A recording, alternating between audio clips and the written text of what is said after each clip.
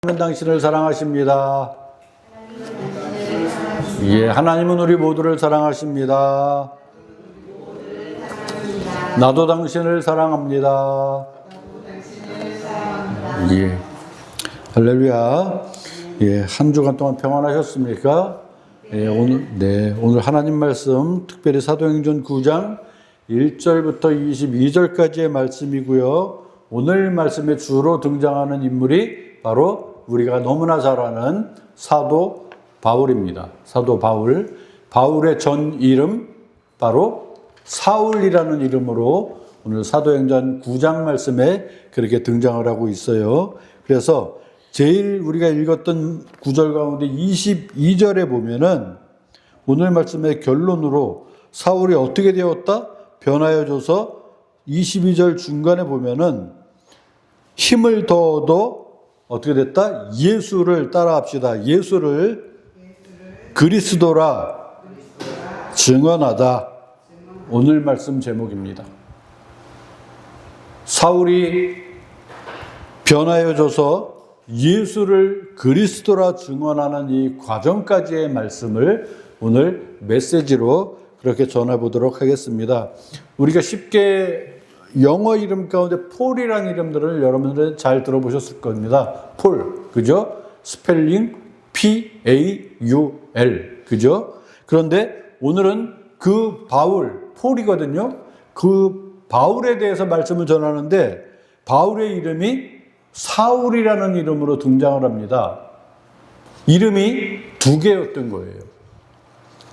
사울이라는 이름도 있고 바울이라는 이름도 있어요. 우리가 여기에 대한 예를 우리가 성경에서 어떤 사람들은 이렇게 비교를 해요. 과거에 아브라함이 이름이 원래 아브람이었고 베드로가 또 시몬이 베드로로 바뀌었고 등등 이러한 과정으로 회심 전과 회심 이후로 사울이 바울로 바뀐 것이다 라고 이야기하는 분들이 있어요. 그런데 그것은 맞지 않습니다. 오히려 더 쉽게 여러분들에게 설명을 해드리자면 우리보다 우에 살았던 일제시대를 살았던 어른들이 이름이 두 개 있는 분들이 제법 있어요. 어떤 이름이냐 하면 일본 이름. 그죠? 일제시대에 살았던 분들이 가운데에서 일본 이름을 갖고 있는 분들이 많이 있어요. 물론 해방이 되면서 다 그 이름을 버렸지만 그 당시에 우리끼리 쓰이는 김아무개 이아무개가 있다 하면은 이제 일본 이름도 같이 가지고 있었다는 겁니다. 그렇게 생각하면 쉬워요. 뭐냐 하면 사도 바울의 이름은 사도는 앞에 있는 그 존칭이고요. 바울은 원래 이름이 사울이었고 바울이기도 하였다. 자, 여러분 주보를 한번 펴시기 바랍니다. 주보를 펴시면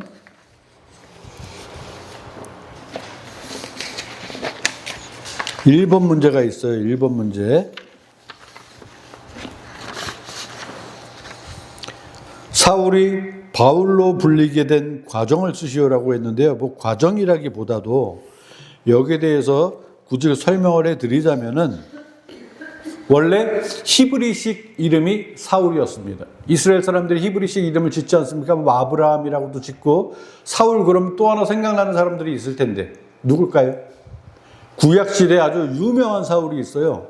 다윗이 왕이잖아요. 그죠? 솔로몬도 왕이에요. 그런데 다윗 이전에 초대 왕의 이름이 사울 왕입니다. 사울이라는 그 단어 자체의 이름이 원래 히브리어로 말하면 사울이 아니라 샤울이라고 해요. 샤울.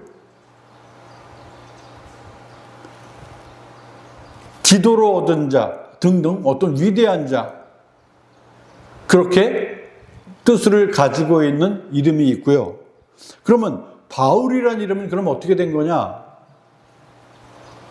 바울은 유대인이면서 로마에서 태어난 로마 시민권자였습니다. 그러면 로마식의 이름이 또 하나 있었다는 겁니다. 그 이름이 뭐냐 하면 우리가 자주 부르는 바울이라는 이름이라는 겁니다. 그래서 사울이 바울로 불리게 된 과정이라기보다도 바울에게는 이름이 두 개가 있었다. 하나는 히브리식, 하나는 로마식. 그러면 왜 바울이라는 이름으로 본격적으로 선교여행과 말씀을 전하고 다니느냐 볼 때 이제 로마를 중심으로 세계 선교를 위한 이름은 사울보다 바울이라는 이름이 더 익숙하게 통할 수 있을 것이다. 그렇게 정리를 하면 맞습니다. 그래서 그 바울에 대한 말씀을 우리가 나누게 되는데요. 회심 전에 바울이기 때문에 오늘까지만 그의 이름을 사울이라고 하면서 오늘 말씀을 한번 나누도록 하겠습니다. 기독교 역사상 가장 극적인 터닝 포인트를 이루는 그 과정 가운데 있는 구절이 바로 오늘 구절에 있어요. 왜 기독교 전 과정을 통해서 그럴까? 신약 성경의 절반 이상의 저자가 바울입니다. 그죠? 바울은 그 이전에 사울이었을 때 자그마치 어떠한 사람이었냐면은 우리 주보 2번 보겠습니다. 2번 문제. 전적 타락의 상태였던 사울의 상태. 2번 문제거든요. 과연 어떠한 사울이었길래? 회심 전의 사울, 우리 지난주에 참석하여서 말씀을 들었던 분들은 이미 기억하는 부분이 하나 있어요. 누구죠? 지난주에 우리 어느 집사님에 대한 말씀을 나누었어요. 그 집사님의 성은 스그, 이름은 대반이에요. 그죠? 스데반 집사님. 말씀을 전하고 마지막에 이제 순교를 당하는데 어떻게 순교를 당합니까? 유대인들로부터 돌에 맞아서 순교를 당해 죽습니다. 그 말씀을 우리가 나눴어요. 그죠? 유대인들이 그 스데반 집사를 끌어갖고 누구 앞에 갖다 놓습니까? 사울이라는 청년 앞에 갖다 놓았다 그랬어요. 그 사울입니다.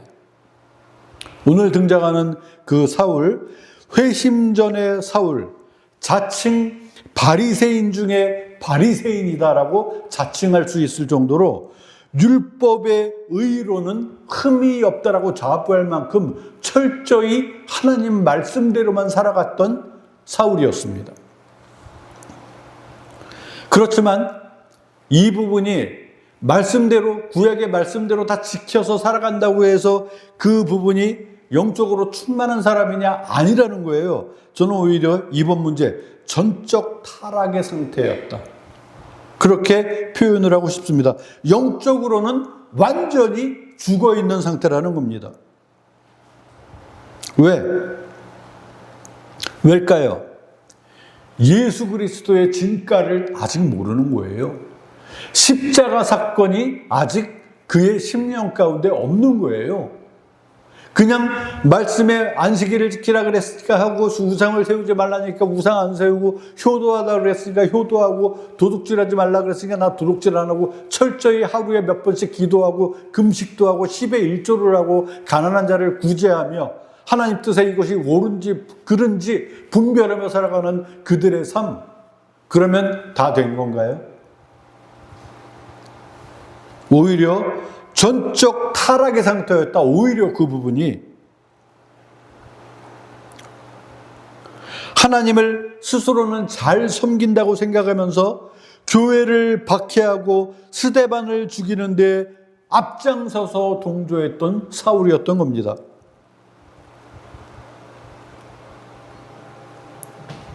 그런데 가장 극적인 터닝 포인트를 이루는 구절이라고 제가 말씀을 드렸는데, 왜냐하면은 이 날도 사울은 교회를 잔멸하러 가던 중이었어요.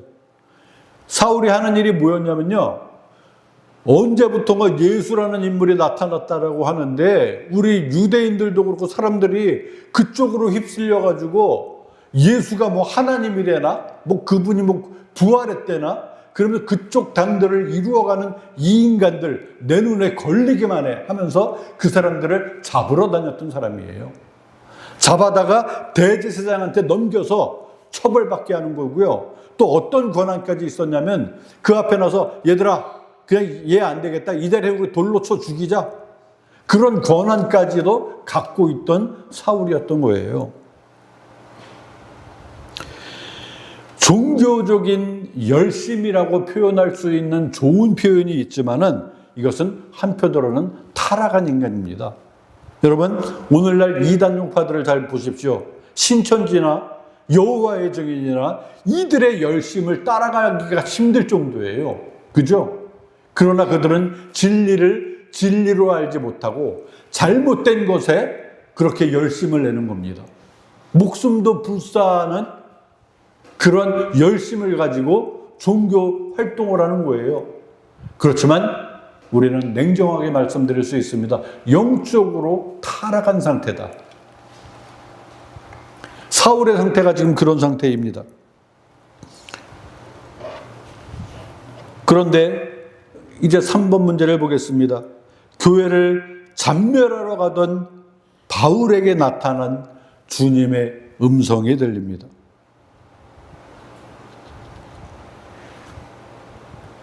여러분 한번 볼까요? 우리 말씀 가운데에 4절 말씀을 보겠습니다. 9장 4절 말씀. 땅에 엎드려져 들음에 소리가 있어 이르되, 그 다음부터 한번 읽어볼까요? 사울아, 시작. 안 봐요? 사도행전 9장 4절 말씀 처음부터 읽겠습니다. 땅에 시작.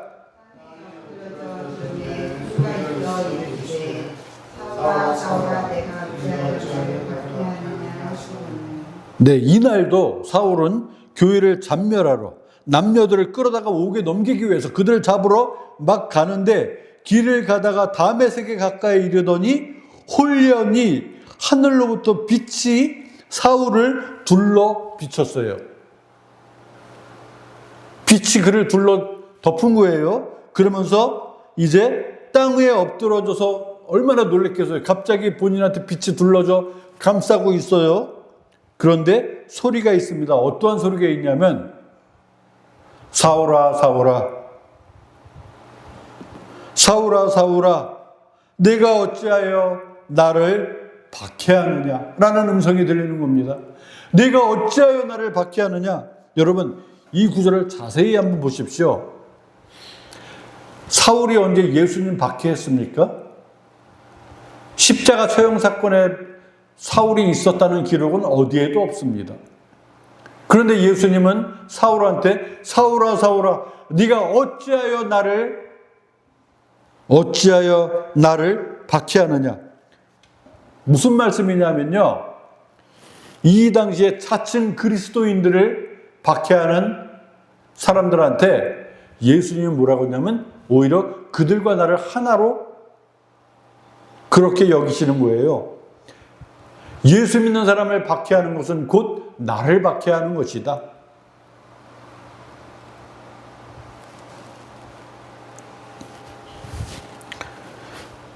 지금 들리는 이 주님의 음성은 사울의 완악한 의지를 완전히 굴복시키게 되는, 사울의 인생을 완전히 바꾸어 버리는 그 사건의 현장이 오늘 다메섹 도상의 사건이었다라는 것입니다. 사울이 마음을 돌려서 예수를 믿기로 결단하는 그 사건,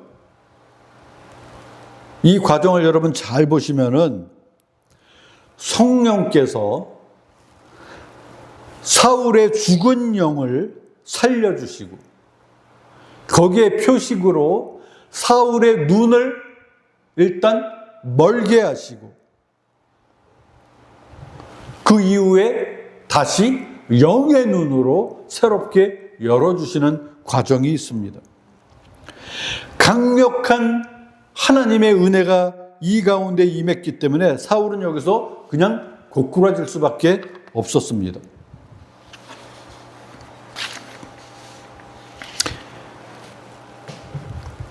우리가 흔하게 얘기하는, 특별히 대한예수교 장로에서 흔하게 얘기하는 절대적인, 전적인 하나님의 은혜, 사도 바울의 인생을 통해서 잘 나타나고 있는 거예요. 그가 먼저 예수 그리스도를 동정했다든지 먼저 찾아가서 주를 믿기로 결심한 것이 아닙니다. 오히려 예수 그리스도를 미워하고 예수 그리스도인이라 자칭하는 그들을 잡아들이러 가는 그 때에 먼저 하나님이 나타나신 거예요. 구약시대에 비슷한 과정이 또 있어요. 전적인 하나님의 은혜, 하나님이 아브라함을 부를 때도 이러셨습니다. 아브라함아, 너는 본토 친척 아비 집을 떠나 내가 너에게 지시할 그곳으로 가라. 그 전에 아브라함은 하나님이 누군지도 몰랐어요. 오늘 그와 비슷한 전적인 하나님의 은혜가 사도 바울 가운데 임하여지는 그러한 사건입니다. 그런데 여기서 분명히 우리가 알아야 할 것은 사울이 예수 그리스도를 영접함으로 인해서 그 이후에 그의 인생이 그 이전보다 더 윤택해졌을까요? 아니라는 겁니다. 오히려 예수 그리스도를 영접함으로 인해서 매맞기 시작하고 옥에 갇히기도 하고 배고파지고 남들한테 배신도 당하고 결국 마지막에 인생을 어떻게 종치냐면 사울도 바울도 순교의 삶을 살게 됩니다. 그냥 죽는 거로 끝나는 거예요. 전혀 행복해하는, 우리가 생각하는 행복의 기준과는 딴 쪽으로 그 인생을 던지는 겁니다. 예수 그리스도를 영접함으로 그저 예수 그리스도를 누리는 것이었다는 겁니다. 순탄치 않은 고통의 길이었겠지만은 사울은 바울이라는 이름으로 끝까지 믿음을 지키고 사명을 완수할 수 있었던 그 원동력을 우리는 성도의 견인이다. 더 나아가 하나님의 붙드심으로 그의 인생이 그렇게 변화해질 수 있었다라고 우리는 알 수 있는 것입니다. 주보 4번 문제를 보겠습니다. 4번 문제를 보면 예수 그리스도를 만난 사울의 처음 상태, 그래서 어떻게 됐을까 보면은 8절 9절에 보면 여기에 대한 기록이 나옵니다. 오늘 본문의 8절 9절 보면은 예수 그리스도를 만난 바울은 눈을 떠도 아무것도 보지 못하는 신세로 다메섹으로 들어가서 사흘 동안 아무것도 보지 못하고 더 나아가 먹지도 마시지도 아니하였다라고 기록되어져 있습니다. 그냥 식음을 전폐한 거예요. 아무것도 보지도 못한 상태로 그냥 반 이상 거의 죽은 겁니다. 예수 그리스도를 만난 사도 바울의 첫 과정이 그렇게 완전히 바뀐 거예요. 그런데 자 4번의 답이 그 상태예요. 그곳에서 이제 우리 주님이 예비하신 한 인물이 다시 등장합니다. 아나니아라고 하는 제자가 등장해요. 자, 아나니아에게 하나님은 사울을 가리켜 이 사람은 내 이름을 이방인과 임금들과 이스라엘 자손들에게 전하기 위하여 택한 나의 그릇이다라고 15절에 그렇게 증거하고 있어요. 11절에 먼저 보니까 예수님께서 직가라 하는 거리로 가서 사울이라는 사람을 찾아라라고 말씀하시고요. 거기 가면 사울이라는 사람이 있을 텐데 그가 기도하는 중일 것이다. 그러자 13절에 아나니아가 뭐라고 이야기하냐면 주여 그 사람은 나도 아는데요. 여러 사람에게 듣기로 예루살렘에서 주의 성도들에게 적지 않은 해를 끼쳤다고 하였습니다. 14절 보면 또 뭐라 그러냐면 주의 이름을 부르는 모든 사람을 결박할 권한을 대제사장들에게 받았던 아주 흉측한 사람이에요. 그렇게 표현을 하고 있어요. 그렇지만 아니다. 그 사람은 내 이름을 이방인과 임금들과 이스라엘 자손들에게 전하기 위하여 택한 나의 그릇이다 라고 정정해 주십니다. 오늘 말씀 가운데 아주 중요한 말씀입니다. 15절 16절을 우리 다 같이 한번 읽어보도록 하겠습니다. 15절 16절 주께서 이르시되 한번 읽습니다. 여기에서 말하는 이 사람은 이라는 바울이거든요. 거기에 이 사람이 나였으면 하는 마음으로 우리 한번 읽었으면 좋겠습니다. 15절 16절 주께서 읽습니다. 시작. 가라, 이 사람은 내 이름을 이방인과 민족과 이스라엘 자손들에게 전하기 위하여 한 나의 그릇이라. 그가 내 이름을 위하여 얼마나 고난을 받아야 할 것을 내가 그에게 보이리라 하시니. 예, 크리스천의 삶은 이런 겁니다. 예수 믿는다고 돈 잘 벌고 아픈 거 다 낫고, 예? 인생이 막 마냥 우리가 생각하는 육신의 그 행복대로 살아가는 것이 아니고요. 그냥 예수 그리스도가 나한테 계시는 거예요. 그래서 고통도 그분의 이름으로 이겨낼 수 있고, 물론 행복한 사람도 있어요. 더 건강해진 사람도 있어요. 건강함으로 나에게 건강을 주신 그분을 찾아서 그분께 감사할 수 있고, 그죠? 어떠한 환경에 처해 있든지 만족할 수 있는, 예수 그리스도의 이름으로 만족할 수 있는 그 삶을 사는 겁니다. 어떠한 형편에 처해 있든지 내가 자족하는 법을 배웠다라고 바울은 나중에 고백하잖아요. 그 자족하는 비결이 뭐냐 하면, 내게 능력 주시는 자 안에서 내가 모든 것을 할 수 있었다라는 고백을 합니다. 비천에 처할 줄도 알고, 부하게 처할 줄도 알고, 배고픔에 처할 줄도 알고, 여러 가지 인생 생사고락의 여러 가지 어려움과 행복을 다 겪어봤는데, 그 가운데서 만족할 수 있는 비결은 나에게 힘 주시는 그분 안에서 내가 위로도 얻고 힘도 얻고 감사도 하고 슬픔 가운데서도 위로도 받고, 이러한 말씀을 전하는 뜻으로 그 내게 능력 주시는 자 안에서 내가 모든 것을 할 수 있느냐라는 말씀을 선포하는 것입니다.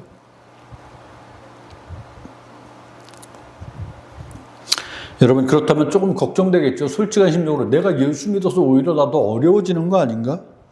내가 예수 믿어서 손해보고 고통당하는 세상이라면 그 길을 내가 앞으로 어떻게 감당할까, 이렇게 걱정할 수 있을지도 몰라요.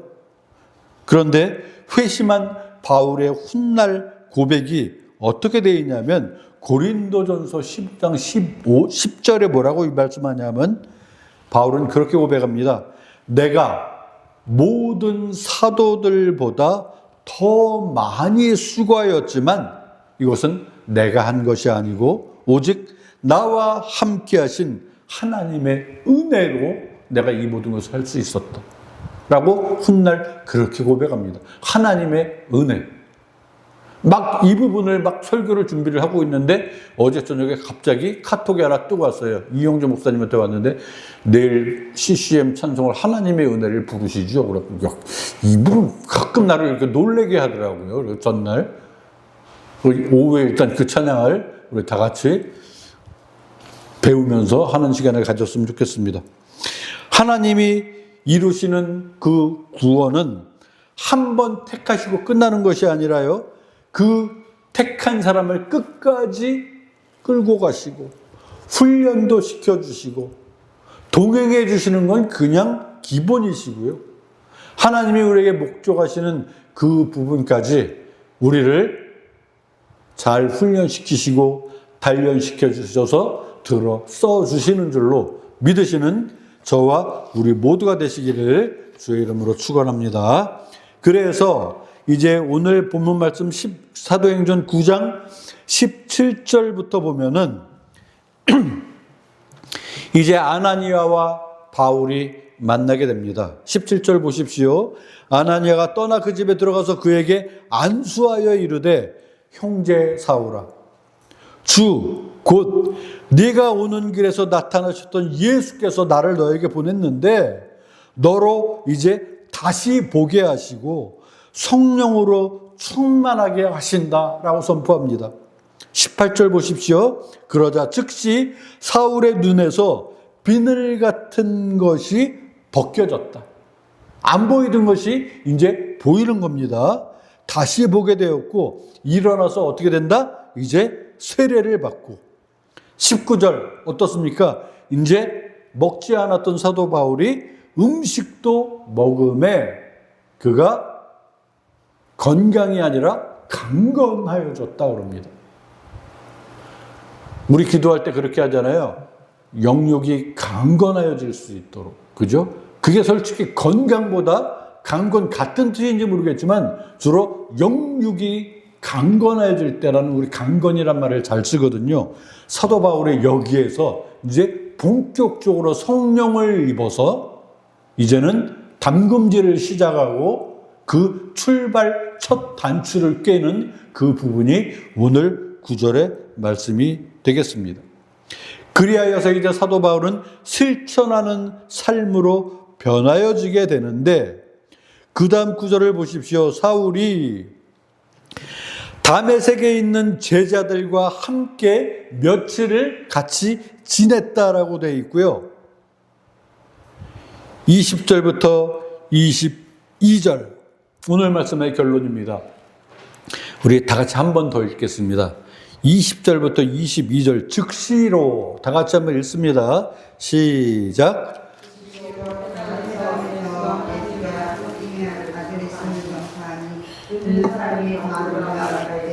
이 사람이 예루살렘에서 이 이름으로 부르는 사람을 여러 하느니라.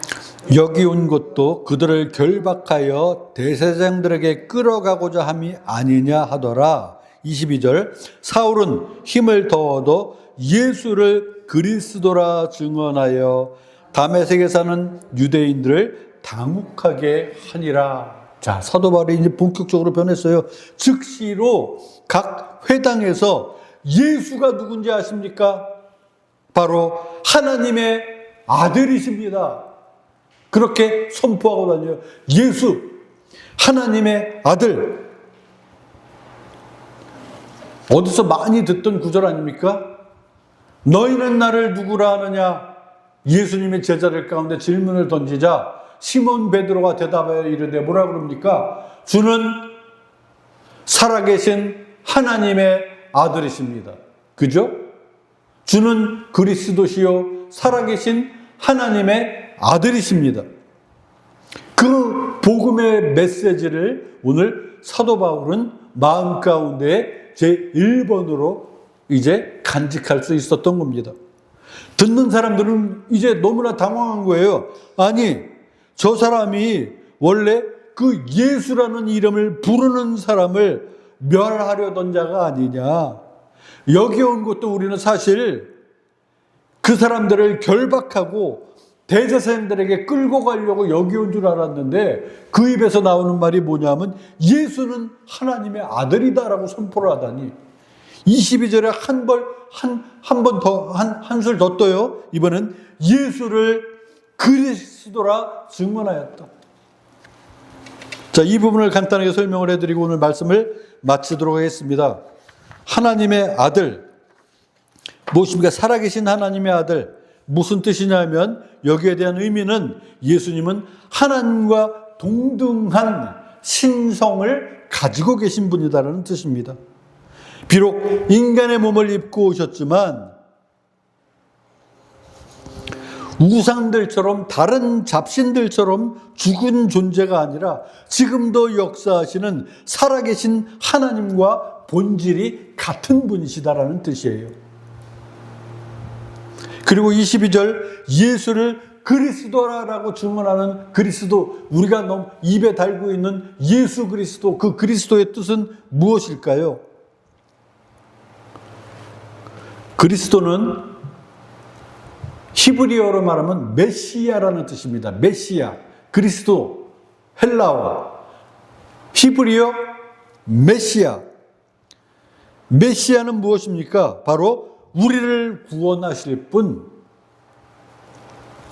바로 기름 부음 받은 분. 과거 구약시대에 기름 부음 받아서 직분을 주는 세 가지 직분이 있었어요. 어떠한 직분이냐면 왕, 선지자, 제사장. 이 세 가지 직분은요 반드시 하나님이 명하신 대로 이 기름들을 잘 섞어가지고 동물의 뿔에 이렇게 담아서 머리 위에 부었어요. 그 직을 가진 세 가지 기름 부음 받은 직이 뭐냐면 선지자직, 제사장직, 왕직이었다는 겁니다. 그 세 가지의 직분을 다 완벽하게 가지고 수행하신 분이 바로 예수 그리스도셨습니다. 뭐냐면 선지자직 어떠한 부분입니까? 하나님의 말씀을 완벽하게 전하셨던 분이 우리 예수님이셨어요. 선지자직입니다. 제사장직, 하나님과 우리 인간 사이를 화목하게 하는 그러한 역할을 하셨고요. 무엇보다 직접 산 제물로 십자가에 죽으신 제사장직의 역할을 완벽하게 수행하신 예수님이세요. 그리고 왕직, 무엇보다 공의로 온 세상을 다스리시고 보호하시는, 그리고 이방 원수들의 공격으로부터 하나님의 나라를 지켜가시고 이끌어가실 만왕의 왕 되신 예수님이시라는 사실입니다. 요한복음 18장 37절에 본디오 빌라도가 예수님에게 질문을 하죠. 네가 왕이냐? 예수께서 대답하십니다. 뭐라고 말씀하시냐면 내 말과 같이 내가 왕이니라. 여러분, 우리가 믿는 예수 그리스도는 선지자로서 저와 우리 모두에게 하나님을 아는 그 진리를, 참 진리를 보여주셨고요. 제사장으로서 저와 여러분의 죄 문제를 완벽하게 해결해 줌으로써 우리와 하나님 사이를 화목하게 하셨고요. 왕으로서 사탄의 권세를 깨뜨리시고 저와 우리 모두를 영원토록 다스리시는 우리 그리스도 예수님이시라는 사실을 믿으시기를 바라겠습니다. 여러분, 성공하는 인생을 사시겠습니까? 어떠한 것이 성공하는 인생일까요?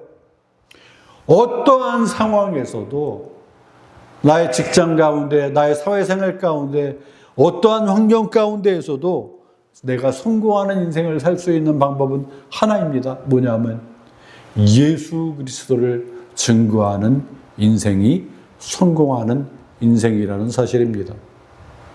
오늘 이 시간부로 우리 각자의 위치에서 어디에서 무엇을 하든지 예수님이 우리의 구주시며 우리의 그리스도이십니다. 그분만이 우리의 영원한 왕이시고 우리를 가르치던 선지자시며 우리와 하나님 사이를 화목케 하시는 대제사장의 역할을 완벽하게 수행하신 예수 그리스도인 줄로 믿으시고 그분을 자랑스럽게 즐겁게 증거하며 은혜를 누리시는 저와 우리 모두가 되시기를 주의 이름으로 축원합니다. 모두 기도하겠습니다. 하나님 은혜를 감사합니다. 사울이 회심하여 살아계신 하나님의 아들 되신 우리 예수님을 증거하며 주는 그리스도이심을 마음판에 잘 새기고 어디에서 무엇을 하든지 그 모든 인생을 통하여 그분을 증거하고 그분을 선포하며 하나님 나라를 향한 귀한 일꾼된 그 인생을 시작하는 그 본문 말씀이 오늘 우리 마음판에 잘 새겨지게 하시고 우리도 사도 바울을 본받아 어디에서 무엇을 하든지 예수님을 자랑하며 예수님을 증거하며 하나님 나라를 향한 귀한 일꾼될 삶을 살아갈 수 있는 우리 모든 홍대 우리 교회 교우들 될 수 있도록 믿음의 믿음을 복의 복을 덧입혀 주시기를 간절히 바라옵고 원합니다. 귀한 말씀 주심을 감사드리며 예수님의 이름으로 기도하옵나이다. 아멘.